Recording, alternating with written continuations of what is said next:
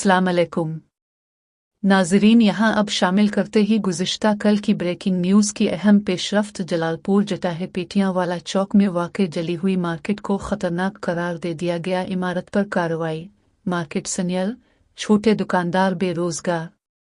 गुजरात में assistant commissioner Bilal Zubair ने एक कारोबारी इमारत को नाकाबिल इस्तेमाल और ख़तरनाक करार देकर पूरी मार्केट सन्यल कर दी।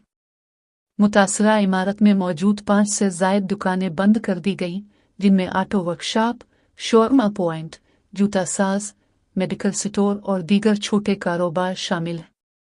मुतासरा दुकानदारों का कहना है कि वो न सिर्फ रोजगार से महरूम हो गए हैं, बल्कि अपनी बरसों की जमा पूंजी भी खो बैठे हैं।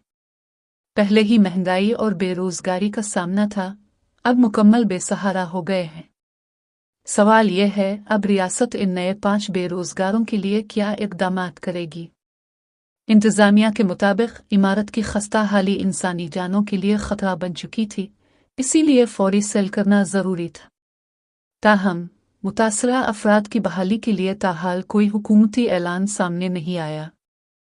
ऐसे में सवाल उठता है, क्या रियासत वाकई माँ जैसी होती है?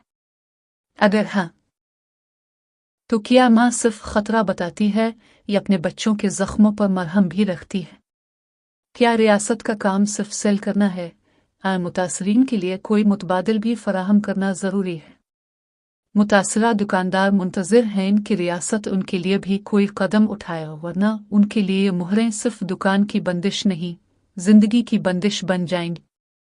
रिपोर्ट मुक़तासिद डार, मशरिक़ न्यूज़, जलालपुर है।